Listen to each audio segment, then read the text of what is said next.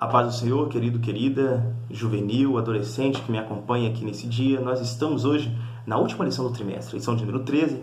Nesse trimestre nós estamos tratando sobre os profetas menores, os 12 profetas. Nós já tratamos concernente a 11 deles nas lições anteriores e hoje nós estamos tratando sobre Malaquias. Malaquias, o último profeta e também é o último livro do Antigo Testamento. Nosso título de lição é Malaquias, o valor da família. Então hoje nós vamos tratar sobre família, esse projeto de Deus, família que tem sido tão atacada por grande parte da mídia, lembrando que grande parte da mídia aí é contra o próprio Deus, né? É formulada por pessoas que são totalmente contrárias, avessas à Bíblia Sagrada, avessas à Palavra de Deus, avessas a Jesus Cristo. Então nós vemos aí, tem filmes, tem novelas, tem seriados, tem propagandas, muita coisa contra a família. Há projetos de lei sendo levantados contra a família, esse projeto de Deus. Oremos pela família. O textuário diz: vós, maridos, amai vossa mulher, como também Cristo amou a igreja e a si mesmo se entregou por ela. Está em Efésios capítulo 5, versículo 25. Nossa leitura bíblica em classe está no livro de Malaquias, capítulo 2, versículo de 10 a 17, e você pode fazer a leitura bíblica aí na sua casa. Então hoje, no livro de Malaquias, nós vamos estar tratando sobre a aliança de Deus com o seu povo. A aliança de Deus é um compromisso eterno. No livro de 2 Timóteo, no capítulo 2, versículo 13, vai dizer que por mais que nós sejamos infiéis, Deus permanece fiel. Então Deus ele é fiel, a fidelidade do Senhor nunca falha, né? Ele não muda, não tem sombra de variação. Glória a Deus por isso. Vamos iniciar então aqui no contexto histórico de Malaquias. Malaquias significa meu mensageiro. Malaquias não tem uma biografia aqui no livro dele, mas ele é o último dos profetas do Antigo Testamento. Depois de Malaquias, da profecia, né, quando ele encerra o livro, há 400 anos até a vinda de Jesus, até a manifestação de João Batista primeiro, né? Nesses 400 anos não tem profecia, então Deus se manteve em silêncio, né? Deus não continuou então trazendo profetas para o povo, foi um período de silêncio de Deus. Depois desse momento, João Batista vem anunciando a vinda do Salvador e Jesus então se manifesta ao mundo como o Cordeiro de Deus que tira o pecado do mundo, o Salvador da humanidade. Os judeus, aqui no contexto histórico do livro de Malaquias, estavam na sua própria terra, eram um povo livre, tinham reconstruído o templo já, mas eles estavam numa apatia espiritual. O que é uma apatia espiritual? A apatia espiritual é um exemplo de apatia espiritual dentro do livro de Malaquias, está no capítulo 1, no seu versículo 13, que diz: vocês também dizem, é tedioso demais o culto, assim o depreciando, diz o Senhor dos Exércitos. Vocês trazem a mim como oferta o que foi obtido por violência. Olha só, né? Então uma apatia leva as pessoas a acharem que o culto ele é depreciado, que o culto ele é tedioso, que não tem graça ir no culto, não tem graça participar do culto, né? Não sei por que ir para a igreja. Será que você tem dito isso, tem pensado isso? É sintoma de uma apatia espiritual. Tá? Deixa eu te fazer uma pergunta aqui, como se fosse um médico para diagnosticar a apatia ou não. Você tem orado? Se tem orado, você tem tido quanto tempo de oração? Ou você tem orado apenas no momento de dormir, se ajoelhado ali e dito meia dúzia de palavras a Deus, já deitado, fechado o olho e dormir? Será que quando você levanta, você tem falado com Deus também? Tem orado ao Senhor? Ou tem só dizer, Deus, muito obrigado por esse dia, amém, e tem saído para fazer outras coisas? Você tem se lembrado do Senhor durante o seu dia, durante a parte da tarde? Você tem separado tempo de qualidade para Deus? Tem lido a palavra dele? Tem dedicado um momento especial para a leitura, para aprendizado sobre o Senhor? Jesus disse que aqui na Bíblia Sagrada, conta-se também o caminho da vida eterna, tá? Tá aqui, ó, na Bíblia Sagrada. Então você quer conhecer mais sobre o céu, quer conhecer mais sobre Jesus, sobre a salvação? Leia a Bíblia. Você quer conhecer mais sobre o perdão dos pecados, sobre ter a certeza da salvação, sobre o que te garante a salvação? Leia a Bíblia, né? Se você não está lendo a Bíblia, não tem orado, não tem entoado Deus ao Senhor, não sente alegria no culto, com certeza isso é um sintoma de apatia espiritual. tá? Um outro sintoma é a falta de amor. Falta de amor ao próximo, falta de amor familiar, falta de amor para com seus vizinhos. Falta de amor é um sintoma de apatia espiritual. Então, depois das profecias de Zacarias, nós vimos na lição passada como Zacarias profetizou sobre a vinda, a chegada do Messias, a chegada do Cristo, e o povo começou a esperar que Jesus, o Cristo, ia chegar para aquele momento. Mas como o tempo passou e eles viram que Jesus não chegou, o Messias não se manifestou, eles começaram a achar que estava demorando demais. Então, eles também entraram ali em zombaria. Deixa eu trazer para o contexto de hoje. Hoje em dia tem muita gente que diz assim, nossa, você serve a Deus mesmo? Você acredita nisso? Quer dizer, desde a época dos meus avós eu ouço dizer que Jesus ia voltar e ele ainda não veio. Desde a época dos meus bisavós eles já diziam que Jesus ia vir, mas ele ainda não veio. Né? Ele não vai vir. Isso é uma forma de zombaria. Mas a Bíblia diz justo sobre isso, lá no livro de 2 Pedro, capítulo 3, versículos 3 e 4, que viriam esses tempos. Mas Deus tem dado tempo, tem sido misericordioso. Por isso Jesus ainda não veio. Não chegou o tempo dele vir também. É um tempo dele ser misericordioso. Quantas pessoas ainda vão se arrepender? De repente, amanhã, de repente no próximo mês, esse mesmo que estava zombando de Deus vai ser encontrado, então, por ele, vai ouvir uma mensagem, vai se arrepender dos pecados e vai se converter ao Senhor, vai entrar num caminho de conversão ao Senhor. E a verdadeira conversão ela é mostrada com o tempo. Né? Com o tempo, realmente é visto quem se converteu ao Senhor e quem não se converteu ao Senhor. Tá bom? Sabemos da importância de termos aí um compromisso com as obras também, com o serviço social, com o serviço religioso, com o serviço na casa de Deus, mas as obras não garantem salvação. Ser uma pessoa de boas obras não é garantia que você vai ganhar o céu. Não é pelo esforço humano que se ganha. É pelo sacrifício de Jesus. É pelo que o próprio Deus fez aos homens. É impossível ganhar o céu. Mas é um presente dado por Deus. Ele é de graça. E como que se ganha o céu? Por meio de Jesus. Jesus é o caminho e é a porta que conduz à salvação. O próprio nome Jesus significa salvação. Você sabia disso? Fora de Jesus não há salvação. Não tem salvação fora daquele que é a salvação. Então não existem vários caminhos que levam a Deus, só existe um. Só existe um caminho que leva a Deus. Não existem várias portas para se entrar, né, na casa de Deus, só existe uma porta. Só existe uma porta e a porta da frente. Tá bom? É Jesus. É Jesus. Então, Jesus vai vir sim. E não são as obras que nos salvam, né? Mas o salvo ele tem boas obras. Ele é uma nova criatura em Cristo. E por causa do amor a Deus acima de todas as coisas e o amor ao próximo como a si mesmo, assim como ele quer boas roupas, ele também ajuda o outro a se vestir. Como ele quer alimento, ele ajuda também a ter alimento. Então nós temos sim boas obras por sermos salvos. Estrutura do livro. O livro de Malaquias ele tem 4 capítulos, é um livro bem curto, rápido de ser lido, e eu tenho dito nas aulas anteriores, se você veio lendo esses livros que são curtos, você já leu agora 12 livros da Bíblia. Parabéns, parabéns para você que terminou a leitura dos 12 livros, juntamente conosco. Então, o tópico 2.1 diz, o amor de Deus e os pecados dos sacerdotes. Há um ditado popular que diz, o pior cego é aquele que não quer ver. Então, os líderes religiosos daquela época, eles praticavam erros religiosos, erros para com Deus, inclusive. Eles ensinavam o povo a pecar. O povo, vendo eles pecando, entravam pelo mesmo caminho, mas eles achavam que não seriam julgados, porque Deus é amor. Talvez você conhece pessoas que têm se escondido no erro, dizendo que não vai ser condenado, porque Deus é amor. Mas Deus condenou aqueles sacerdotes. Deus é amor? É. Mas Deus é justiça também. Não faria justiça o juiz de toda a terra? Deus não seria justo condenando as más obras e abençoando as boas? Deus não seria justo realmente julgando os erros e condenando com a medida correta que um erro merece ser julgado? Será que ele não faria justiça? É certo que todos pecaram, mas como diz Romanos 8, aquele que está em Cristo, ele é nova criatura.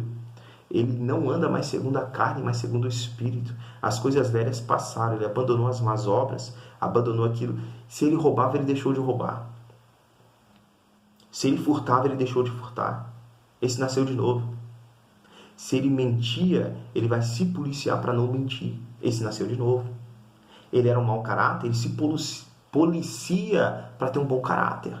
Ele nasceu de novo. Tá ok? O sangue de Jesus purifica de todo pecado. Tópico 2.2, divórcios e casamento.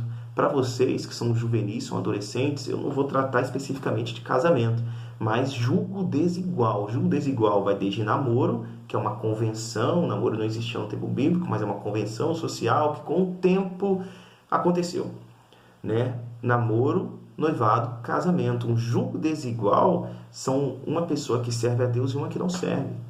Isso é um julgo desigual. Andarão dois juntos se eles não concordam? É julgo desigual. Você quer ir para a direita e o outro para a esquerda, mas vocês estão amarrados por uma corda. Vocês vão brigar. Vai ter puxa de corda aqui, vai ter cabo de guerra. Não é isso? Quem vai ganhar esse cabo de guerra? Então, um julgo desigual, ele é altamente não recomendável. Tá? No seu caso, princesa de Cristo ou príncipe de Cristo, você é adolescente juvenil, não está no momento do namoro, mas eu sei que tem alguns que namoram.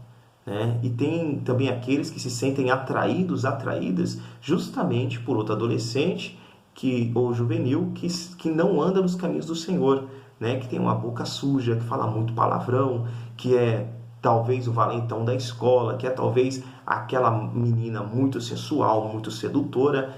Deus te guarde disso, tá? Deus te guarde disso, de um julgo desigual.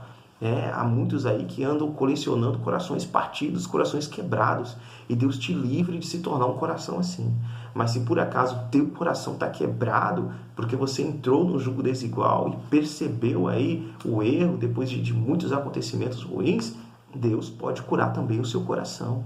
Mas isso sirva aí de um alerta, né? Não entre novamente no julgo desigual. Tópico 2.3, a vinda do Senhor. Aqui na vinda do Senhor, vai começar dizendo que os judeus, naquela época, eles começaram a olhar para os ímpios, para o povo que não servia a Deus, e viu que eles estavam prosperando. Quer dizer, um povo ímpio, um povo fraudulento, né? Um povo que estava ali com muita corrupção, estavam prosperando, estavam tendo crescimento, estavam tendo dinheiro, né? Nós tivemos aqui, por esses anos, grandes empresas do Brasil, grandes impérios fraudulentos, que durante muito tempo foram corruptos, agiram com corrupção, corromperam outros e pareciam serem os donos do país, mas a justiça chegou para eles. A justiça os atingiu.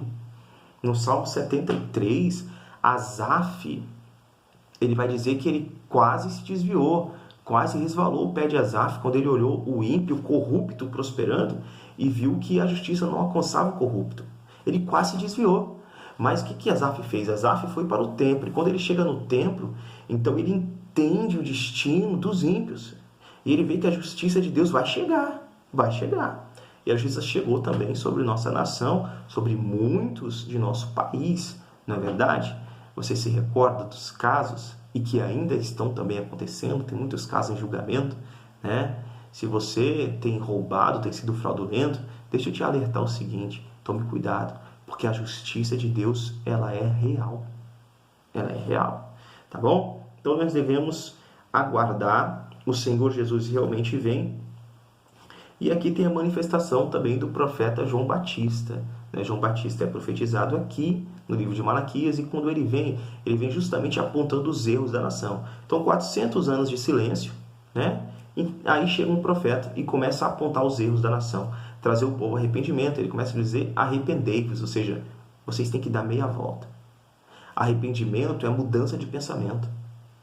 Mudança de pensamento gera mudança de atitudes. Isso é arrependimento, mudança da forma de pensar. Quem não era cristão e veio para Cristo, ele muda a forma de pensar. Ele ganha agora a mente de Cristo operando nele. Por isso ele se torna uma pessoa diferente. Os pensamentos mudaram. Ele é tão diferente que ele muda no interior, não só por fora. Não é só a roupa dele que muda. Ele muda total. Ele é uma nova criatura. Ele nasceu de novo. É como se fosse um outro homem, tá? Uma outra mulher. É a pessoa nascida aí do Senhor. Tópico 2.4. infidelidade dos dízimos e nas ofertas. A nação era infiel com Deus. E Deus chega a dizer: roubará o homem a Deus? É forte isso. E eles respondem a Deus: mas em que nós temos te roubado? E Deus continua: nos dízimos e nas ofertas. Meu querido juvenil, o dízimo não é que você está dando 10% do seu dinheiro para Deus. Não. O dízimo significa que você está ficando aí, Deus está te deixando ter 90% do que é dele. Do que é dele. Não se engane achando que você atingiu ou vai conquistar as coisas pela força do seu próprio braço, pela força do seu trabalho. Quem te dá força é Deus. Quem te permanece vivo é Deus. Quem te deixa ter forças para caminhar, para trabalhar, para viver é Deus. Tudo que tem no mundo foi criado por Deus. Tudo vem dele.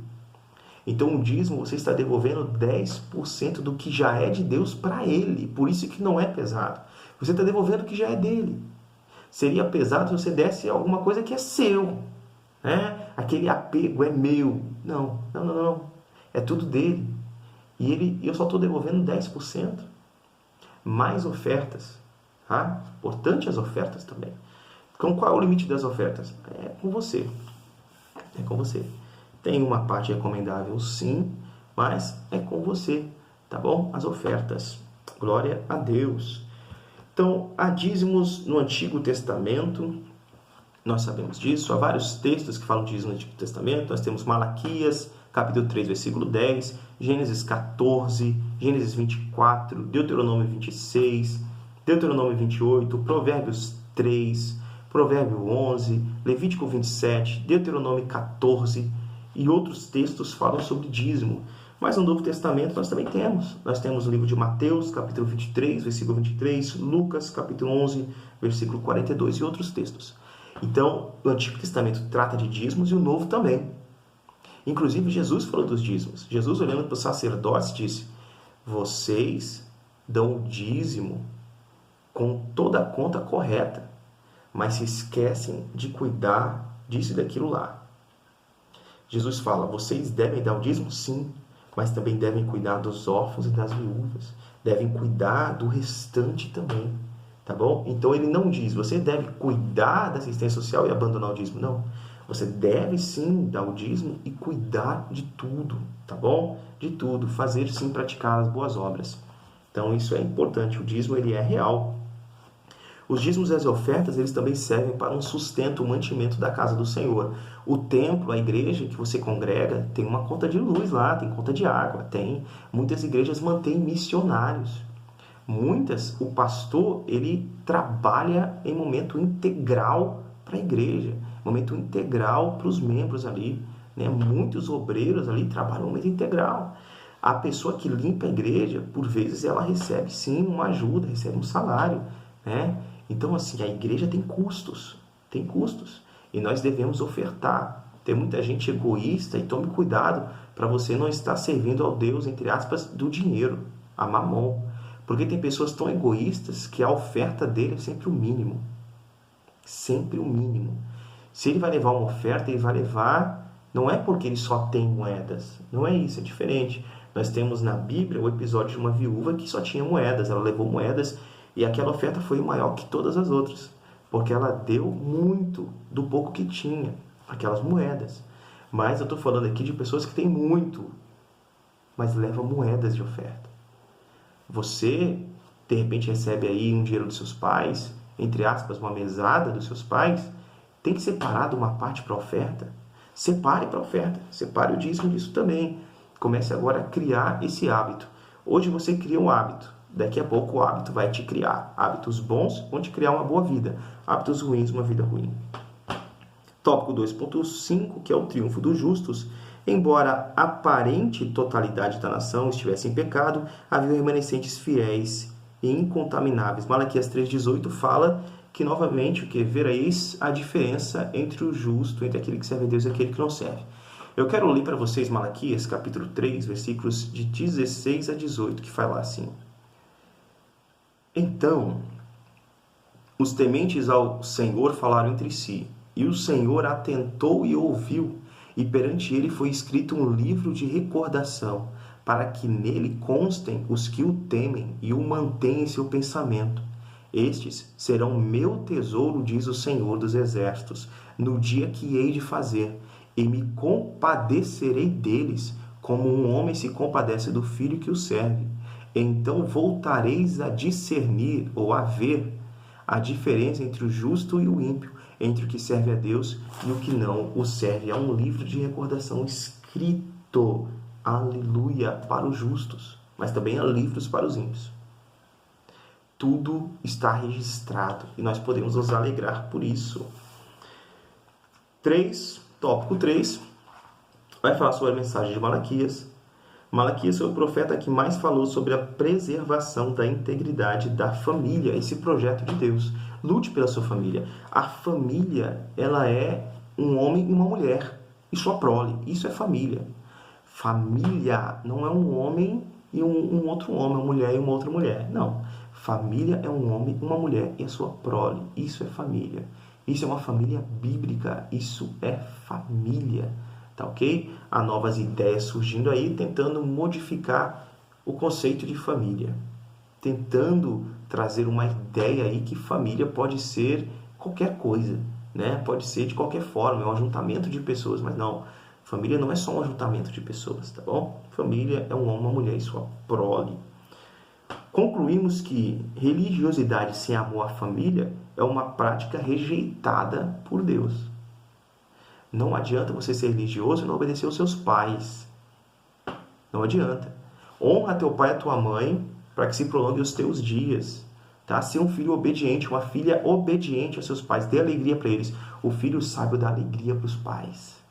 O filho tolo dá tristezas. A única coisa que você não pôde escolher, foi o próprio Deus que escolheu por você, é a família em que você ia nascer. Ame seus pais. Tá bom? Ame seus pais. Você foi um presente para eles. E se seus pais não estão conseguindo te agradar, tenha consciência que eles estão fazendo o máximo que podem.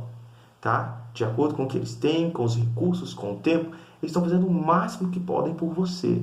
Às vezes teu pai e a tua mãe briga demais, assim, mas é a forma que ele foi tratado também. Tá bom? Na infância dele, na adolescência dele, ele acabou tendo isso e não está sabendo demonstrar todo o amor que sente. Mas teus pais te amam. E sua obediência a eles pode, inclusive, mudar essa situação aí. Bom, entendemos que a fidelidade de Deus não deve ser condicionada às circunstâncias que vivemos, mas à obediência que devemos à sua palavra. Não é o valor que ofertamos que agrada ao Senhor, mas sim a intenção de cumprir as suas ordenanças. Deus o abençoe, né? E Deus permanece fiel para sempre. Nós chegamos aqui ao término da última lição desse trimestre. Eu espero que tenha sido bênção para você, para a sua casa, para a sua família. Deus te abençoe. Te espero no próximo domingo aqui também. Nós vamos estar iniciando um novo trimestre abençoadíssimo. Até o próximo domingo.